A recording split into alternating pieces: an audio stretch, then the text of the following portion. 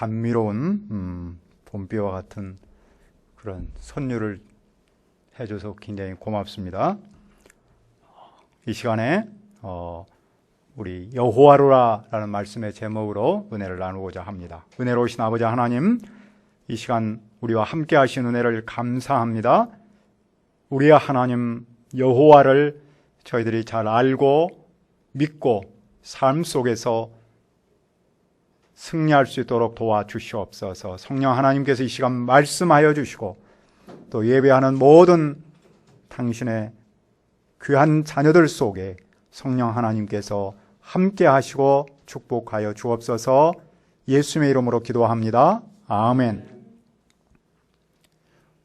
오늘의 시대를 다원주의 또는 다문화주의라고 부르죠. 그도 그럴 것이 세계화가 삶의 현실로 들어와서 다양한 사람과 더불어 살기 때문입니다. 그런데 그런 다원주의가 믿음의 세계에도 들어왔습니다.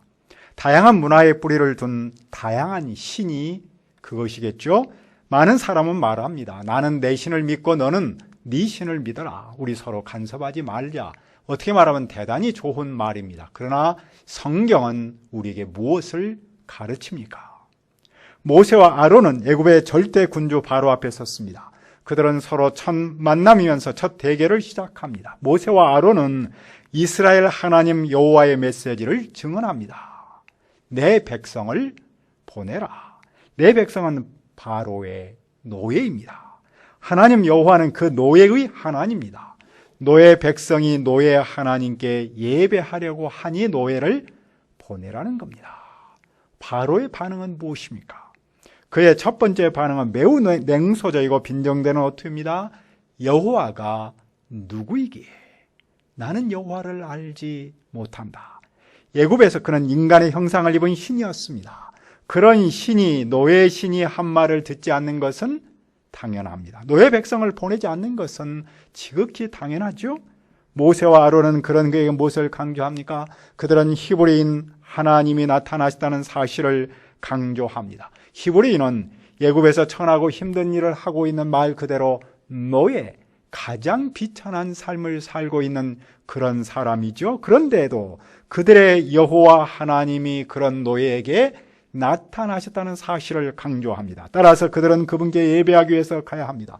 만일 바로가 허락하지 않으면 그 여호와 하나님께서 그 백성 이스라엘을 치신다는 겁니다. 하지만 바로는 그들의 호소를 어떻게 받아들입니까? 그는 모세가 그 백성이 일하지 않도록 부추기는 것으로 여겼습니다. 그는 벽돌에 들어가는 지푸라기를 주지 않았습니다. 그리고 벽돌량은 똑같이 생산하도록 요구했습니다. 모세는 노동에 시달리면서 잠시 벗어나 하나님 앞에서 잔치를 베풀기 위해서 안식을 요구했습니다.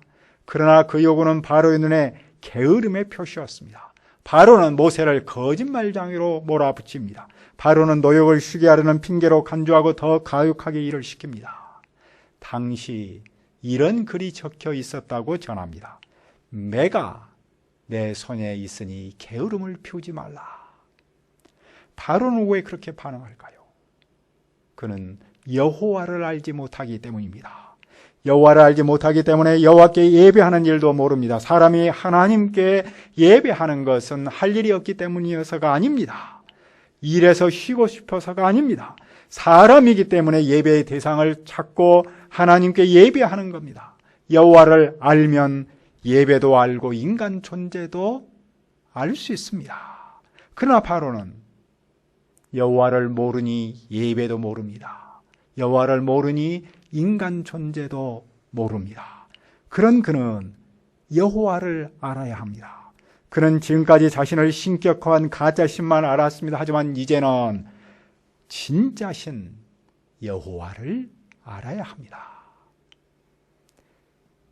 그때 감독과 기록원은 무엇을 합니까? 그들은 바로의 대변자로 백성에게 말합니다. 너에게 짚을 주지 않는다. 너희 스스로 짚을 주어서 벽돌을 찍어야 한다. 백성은 그 명령에 따라서 이것저것 흩어져 곡조 구루터기를 주어 짚을 대신했습니다. 감독과 기록원은 바로에게 선처를 호소합니다. 그러나 바로는 더 강하게 밀어붙입니다. 누구도 그를 대항할 수 없고 누구도 그의 고집을 꺾을 수 없는 것처럼 보입니다. 그는 강력하고 절대적인 통치자처럼 보입니다. 그러자 기록원은 모세와 아론을 원망합니다. 당신은 우리를 바로의 눈과 그의 신하의 눈에 미운 것이 되게 하고 그들의 손에 칼을 주어 우리를 죽이게 하도다. 여호와께서 너희를 살피고 판단하기를 원하노라. 그들은 애굽의 노예에서 벗어나는 것보다 그 질서에 순응하여 조용히 살고자 합니다. 그들은 현실에 길들어져 있습니다. 그런데 현실이 주는 편안함과 기득권에 안주하려는 사람에게는 미래가 없습니다. 신앙인의 승부처는 현실이 아니고 미래입니다.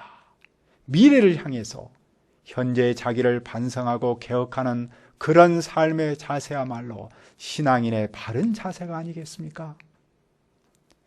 그런데 그때 모세도 여호와께 원망했습니다. 왜 나를 보내셨습니까? 그의 원망은 자기 기대와 다름에서 왔습니다. 그는 바로 앞에 서면 바로가 바로 순종할 것을 기대했습니다. 하지만 바로는 모세를 만난 후에 이스라엘을 더 학대했습니다. 모세는 여호와께서 그 백성을 구원하지 않은 것으로 오해했습니다. 하나님께서 아무런 일도 하지 않아서 상황이 더 나빠졌다고 생각합니다. 그래서 그는 하나님을 원망한 것이죠. 그러나 여호와는 무엇을 말씀하십니까? 6장 1절을 읽읍시다. 시작. 여호와께서 모세에게 이르시되 이제 내가 바로에게 하는 일을 내가 보리라. 강한 손으로 말미암아 바로가 그들을 보내리라. 강한 손으로 말미암아 바로가 그들을 그의 땅에서 쫓아내리라. 여호와는 모세의 시선을 바로와 이스라엘에서 강한 손 여호와 하나님께로 돌립니다. 그는 절망적인 상황에서도 주변 상황 넘어 계신 여호와를 바라봐야 합니다. 여호와는 강한 손, 즉 강한 능력으로 바로에게 하실 겁니다. 그러면 바로는 이스라엘을 보낼 겁니다. 실은 바로가 완강히 거절하는 것도 하나님께서 두신 하나의 계획이었습니다. 여호와는 그런 바로를 통해서 당신의 뜻을 이루실 겁니다. 여호와께서 모세에게 당신을 어떤 분으로 소개합니까? 우리 2절도 읽읍시다. 시작. 하나님이 모세에게 말씀하여 이르시되 나는 여호와니라. 하나님은 여호와이십니다. 여호와는 스스로 계신 분입니다.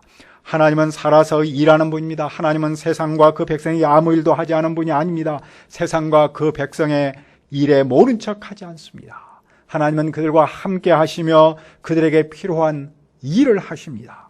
그 하나님 여호와는 과거 역사에서 어떻게 일하셨습니까? 3절입니다.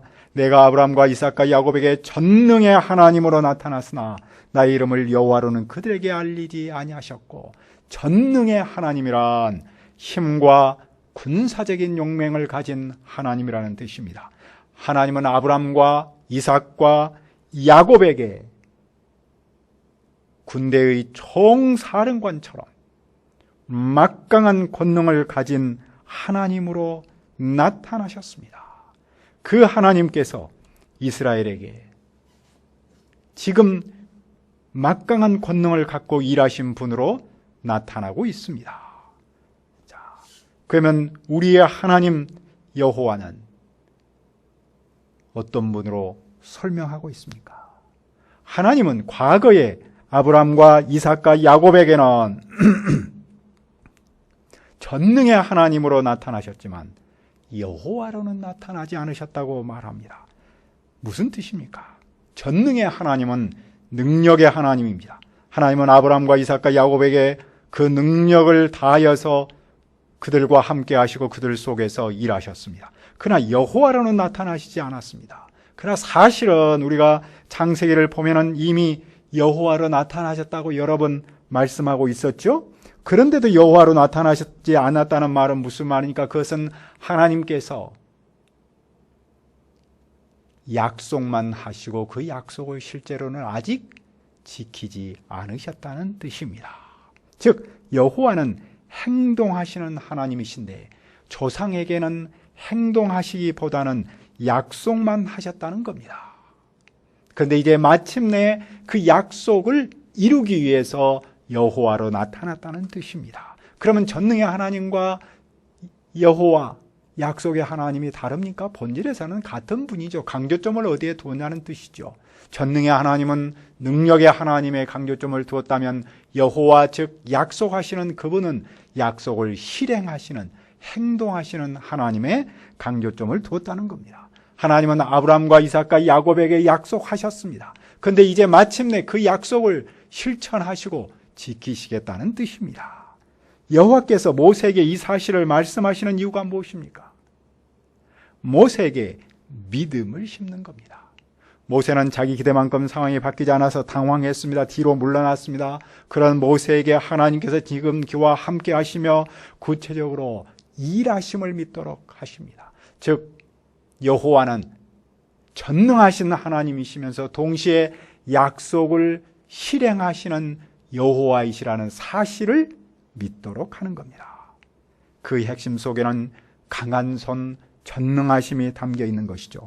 따라서 하나님은 모세가 과거의 경험과 현실에 매이지 않고 강한 손으로 일하시는 하나님을 믿고 새로운 미래를 기대하며 도전하기를 원하십니다. 과거 전능의 하나님께서 그러면 아브라함과 무슨 약속을 하셨습니까? 여호와 하나님은 그들이 거류하는, 즉 나그네로 사는 땅을 주겠다고 약속하셨습니다. 그런데 이제 애굽 사람이 종으로 삼은 이스라엘의 신음을 여호와께서 듣고 그 언약을 기억하셨습니다. 그러므로 여호와께서 무엇을 하십니까? 우리 6장 6절을 읽읍시다. 시작. 그러므로 이스라엘 자손에게 말하기를 나는 여호와라. 내가 애굽 사람의 무거운 짐 밑에서 너희를 빼내며 그들의 노역에서 너희를 건지며 편팔과 여러 큰 심판들로서 너희를 속량하여. 모세는 먼저 백성에게 이 여호와를 가르쳐야 합니다. 다시 말해서 백성이 이 여호와를 알아야 합니다. 왜 백성은 이 여호와를 알아야 합니까? 여호와는 언약을 지키고 행동하는 분이라는 사실을 알지 못하면 그들은 이 여호와를 믿지 못합니다. 그들이 이 여호와를 알 때 그들은 눈앞의 현실만을 보고 좌절하지 않습니다. 비록 지금 어려움이 있을지라도 언약을 맺으신 여호와께서 반드시 성취하신다는 믿음을 가질 수 있는 것이죠. 지금 이스라엘과 모세가 절망하고 원망하는 것은 여호와를 모르기 때문입니다. 여호와는 잠잠한 분, 현실에서 멀리 떨어져 계신 분이 아닙니다. 삶의 현장에서 구체적으로 행동하는 분입니다. 과거에 맺은 언약을 실행하는 분입니다. 이 여호와 하나님을 알면 믿음이 흔들리지 않습니다. 아무리 힘들어도 견딜 힘이 생깁니다. 어둠 속에서도 희망의 빛을 봅니다. 그분은 무슨 일을 하십니까? 애굽 사람의 무거운 짐 밑에서 이스라엘을 빼내고 건지며 속량하십니다. 속량한다는 말은 억압과 고통 그리고 죽음으로부터 건져낸다는 뜻입니다. 여호와께서 애굽에서 이스라엘을 속량하십니다. 억압과 고통과 죽음에서 이스라엘을 건져내십니다. 그렇게 건져내셔서 무엇을 하십니까? 하나님은 그들을 당신의 백성 삼으시고 하나님은 그들의 하나님이 되십니다. 이런 모습은 당시 결혼 공식에 있었습니다. 남편이 아내에게 당신은 나의 아내요 나는 당신의 남편입니다. 또 아버지가 아들을 입양하면서 이렇게 말합니다. 너는 내 아들이다. 나는 내 아버지이다. 하나님께서 아브라함과 이삭과 야곱에게 주기로 맹세한 땅으로 그들을 인도하고 그 땅을 주어 기업을 삼게 하십니다. 그분은 여호와이십니다. 그분은 전능하신 분이며 동시에 그 약속을 지키시는 일하시는 신실하신 분입니다. 그러므로 당시 이스라엘은 물론이고 오늘 우리도 그분을 알아야 합니다. 오늘 우리도 비록 내 삶이 녹록하지 않을지라도 이 여호와를 알면 우리가 삶에서 희망을 품을 수 있습니다. 코로나19 상황에서 가장 힘든 점은 경제일 것이죠. 경제적 어려움을 직접 겪는 사람 물론이고 간접적으로 겪는 사람도 늘고 있습니다. 그뿐만 아니라 정신적, 심리적 어려움을 겪는, 즉 코로나 블루를 겪는 사람도 많이 늘어나고 있습니다. 그리고 그런 현실은 복음 사역과 교회에도 영향을 미치고 있습니다. 이런 현실에서 우리의 희망, 인류의 힘은 어디에 있습니까? 여호와 하나님입니다. 여호와 하나님께서 우리와 함께 하심을 믿는 믿음입니다. 우리가 가장 힘들 때야말로 여호와를 믿고 의지하는 바로 그 기회입니다. 가장 어두울 때 가장 작은 불빛조차도 얼마나 빛이 납니까? 우리가 정말로 가장 힘들지라도 바로 그 순간 여호와 하나님을 믿고 의지한다면 그 힘이야말로 놀라울 정도로 우리 가운데서 열매를 맺을 겁니다. 우리가 삶에서 함께 하시는 전능하신 하나님, 일하시는 여호와 하나님을 삶에서 체험할 수 있기를 바랍니다. 그러나 이스라엘은 이 메시지를 듣고도 마음의 상함과 가혹한 노역으로 모세의 말을 듣지 않았습니다. 그들에게는 하나님의 말씀보다도 현실이 훨씬 가까이 있었기 때문이겠죠. 그런데 여호와는 모세가 바로와 다시 정면 대결하기를 바라십니다. 하지만 그는 이스라엘도 자기 말을 듣지 않은데 바로가 어찌 듣겠냐며 고민합니다. 그는 입이 둔하기 때문입니다. 하지만 모세가 알아야 할 것은 그가 이스라엘을 구원하는 것이 아니라 여호와께서 구원하신다는 사실입니다. 그러므로 그는 여호와를 믿고 도전해야 합니다. 그런데 그 순간 성경은 무엇을 말합니까? 14절을 읽읍시다.